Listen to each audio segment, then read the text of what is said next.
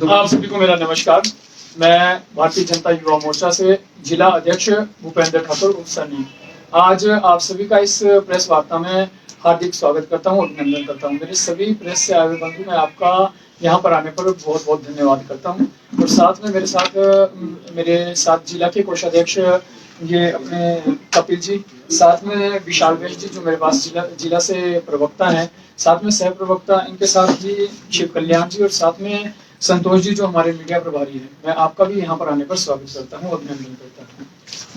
आज युवा मोर्चा जो ये प्रेस वार्ता कर रहा है, इसमें हमारा मुख्य जो रहने वाला है वो ये है कि जो 17 नवंबर को हमारी भारतीय जनता युवा मोर्चा की प्रदेश की बैठक होनी निश्चित हुई है, जिसमें हमारे प्रदेश के जो भारतीय जनता पार्टी के अध्यक्ष है डॉक्टर राजीव बिंदल जी, व साथ में जो हमारे युवा मोर्चा के प्रदेश के अध्यक्ष भाई तिलक जी हैं, वो इनमें रहने वाले हैं। साथ में कई बड़े पदाधिकारी जो भारतीय जनता पार्टी के हैं वो भी इसमें उनका हमें साथ मिलने वाला है। वह यहाँ पर 17 नवंबर को जो ये बैठक होने वाली है, ये ऊना में ये बैठक रखी गई है, जिसमें प्रदेश के सभी पदाधिकारी, जिला के अध्यक्ष और जिला महामंत्री और साथ में जो विस्तारक हैं उनको भी इस श्रेणी में रखा गया है। साथ ही में हमारे इसमें जो मुख्य कार्य जो कहे गए हैं, जिसमें मंडल सशक्तिकरण अभियान जो शुरू होने वाला है, उसमें युवा मोर्चा की क्या भूमिका रहने वाली है, इस विषय में भी हमें बताया जाएगा। आगामी लोकसभा चुनाव आने वाले हैं, जैसा सभी को पता ही है। इसमें युवाओं की भागीदारी क्या रहने वाली है, इसके लिए भी युवा मोर्चा की ये बैठक रखी गई है।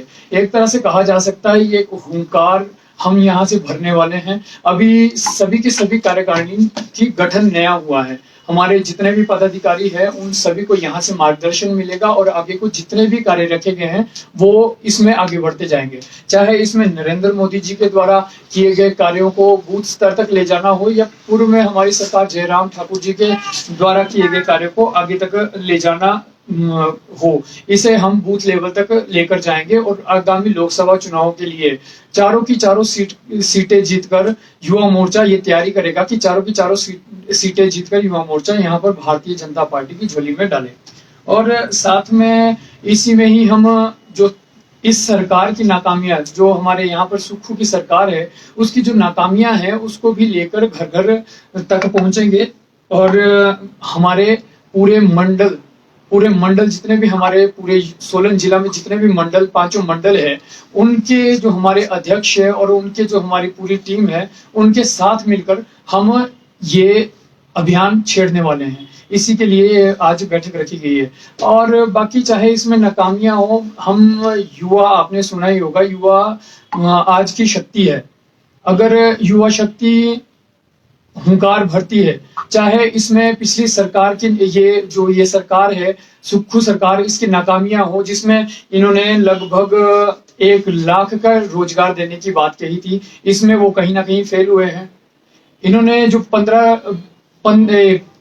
15,000 देने की बात औरतों के लिए की थी, उसमें ये फेल हुए। चाहे इसमें ये बात करते हैं जो नए शिक्षण संस्थान खोलने की जगह पर डिनोटिफाई कर दिए गए हैं। हम इस सब चीजों को लेकर युवा मोर्चा मैदान में उतरेगी और हर बूथ पर आगे बढ़ेगी। धन्यवाद। अध्यक्ष साहब, आपने बोला कि जो बैठक है उसमें मंडल को सशक्तिकरण करने के बारे में काम किया जाएगा। आपके तो यहाँ पर विवाद ही हो गया था पिछले कुछ समय पहले, मंडल एकजुट कैसे रहेगा? देखिए, ऐसा हो सकता है कि कई बार आपको पता ही है, परिवार ज्यादा बड़े होने की वजह से कुछ ऐसी बातें हो जाती है जिसमें कई बार आपको नहीं हो पाता। बट उसके बाद हमारी आपस में बातचीत हो चुकी है, उसके बाद हमने एक बीच का रास्ता निकाल के हमारे बीच सब कुछ ठीक हो चुका है। आज हम इकट्ठे मिलकर, एक साथ मिलकर यहाँ पे कार्य कर रहे हैं और आगे भी करते जाएंगे। ये हम अपने घर के लिए कोई कार्य नहीं कर रहा है, हम यहाँ पर भारतीय जनता पार्टी के लिए। उसके बाद आप एक मंच पे कहाँ एकजुट हुए सब लोग? देखिए, इसमें कोई भी मंच हो जिसमें हमारे ये प्रत्याशी शिमला लोकसभा क्षेत्र के प्रत्याशी सुरेश कश्यप जी रहे हो, उसमें भी हम एक मंच पे, उसके बाद हम लगातार एक मंच साझा करते जा रहे हैं।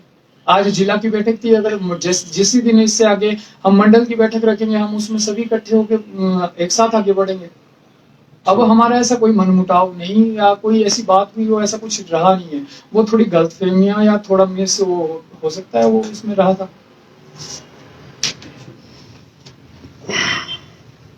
तो ऐसी क्या मतलब कि आप सरकार की जो अपने टाइम की जो बातें हैं जो लोगों के घर घर तक पहुंचाएंगे, और ऐसी कौन सी नाकामियां जो आपको दिख गई हैं जो मौजूदा सरकार है? देखिए, चाहे इसमें नरेंद्र मोदी जी के हमारे घाटी में चाहे तिरंगा फहराने की बात हो, सबसे पहले मैं यही बात, मैं विद्यार्थी परिषद से निकल के आया हूँ और हम कई बार इस क्षेत्र में आगे बढ़े, हमने घाटी में तिरंगा फहराने की कोशिश की, पर हम हमेशा नाकाम रहे। हम एक ही नारा देते थे कि कश्मीर में हमारा तिरंगा झंडा लाल चौक पे होना चाहिए, और आज इससे देखते हुए मुझे गर्व महसूस होता है कि वहां पर हमारा तिरंगा झंडा ही होता है। चाहे उसमें सेना के हथियारों की बात की जाए, एक समय ऐसा आया था कि कहा न्यूज चैनल में ही आया था कि आप अगर हमारी लड़ाई किसी से शुरू होती है तो आप 2 दिन तक नहीं रह सकते, बट आज हमारे सेना इतनी सशक्त और इतनी ज्यादा पावरफुल है कि कोई भी देश हमारी सेना से टकराने की कोशिश नहीं करेगा। चाहे इसमें गरीबी रेखा से नीचे रहने वालों की बात की जाए, उसकी संख्या कहीं ना कहीं गिरी है। आज अगर अर्थव्यवस्था की बात की जाए, जो 11वें स्थान पे थी वो 5वें स्थान पे आने की बात है, और लगभग ये 30वें स्थान पर पहुंचने वाली है। इसी में चाहे डिजिटल इंडिया की बात करें, डिजिटल इंडिया भी हमारे इंडिया ने एक बहुत अच्छा कार्य किया है। इसी में ही आपदा राहत की बात करें, अगर यहाँ पर दूसरी ये सुक्खू सरकार कहती है कि आपदा राहत नहीं थी, तो आपदा राहत में ही 361 करोड़ रुपया तो सरकार ने दिया, सेंट्रल गवर्नमेंट ने दिया। उसके बाद नितिन गडकरी जी आए जिन्होंने 400 करोड़ की घोषणा की। उसी में ही जेपी नड्डा जी उसके बाद आए, 200 करोड़ की घोषणा उन्होंने की। उसी में ही केंद्र ने 181 करोड़ की अलग और अब तक 1142 करोड़ की सहायता वो दे चुके हैं।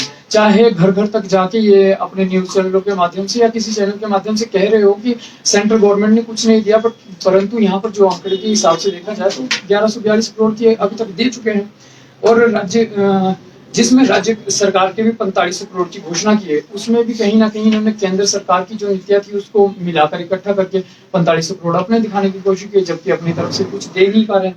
उसी में ही आप जो बात इन्होंने की, जैसे गारंटियों की बात करते हैं, नाकामियों की, सरकार की नाकामियां, हम इस सरकार की नाकामियां ही यही कहते हैं, जिसमें आप 1500 रुपए की बात कर लो, चाहे बेरोजगारी की बात कर लो, जिसमें बेरोजगारी युवा को 1 लाख रोजगार देना का कहा गया था। अब उस समय कहा गया था कि आते ही हम 1 या 2 महीने में इतना कुछ कर लेंगे, बट परंतु यहाँ पर तो इतने महीने बीत चुके, उसके बाद भी ऐसा कुछ नहीं दिया जा रहा है। चाहे 1500 की बात की जाए, 1500 पहले 18 वर्ष से 60 वर्ष तक की आयु की महिलाओं को कहा गया था, परंतु आज वो कहीं दिख नहीं रहे हैं 1500 में। चाहे इसमें ये 67,000 रिक्त पद भरने की प्रियंका वाड्रा जी ने कहा था, जो रिक्त पद भरे गए थे, परंतु वो पद भरने की जगह पे यहाँ पे संस्थान बंद करने की जो ये चल पड़ी। जैसे ही ये इनकी सरकार बनी, उसके बाद रिक्त स्थान भरने की जगह इन्होंने तो शिक्षण संस्थान बंद करने शुरू कर दिए। तो आज जितने भी आउटसोर्स कर्मी हैं, उनके लिए वादा किया गया था कि उन्हें पक्का करेंगे, परंतु उन्हीं लोगों की नौकरियां यहाँ पे छीन ली गई है। हम इन्हीं सभी मुद्दों को लेकर यहाँ बूथ स्तर तक उतरेंगे और सभी को जो इन्होंने पिछली झूठी गारंटियां दी थी, झूठी गारंटियों के बारे में सबको बताएंगे घर घर जाकर, और यहाँ पर भारतीय जनता पार्टी को मजबूत करेंगे। प्रदेश के प्रतिष्ठित भूषण ज्वेलर्स इस फेस्टिवल सीजन में ग्राहकों के लिए लाए हैं गोल्ड फेस्टिवल धमाका। इस योजना के अंतर्गत ग्राहकों को आभूषणों की खरीद के साथ साथ लाखों रुपए के आकर्षक इनाम जीतने का भी मौका है।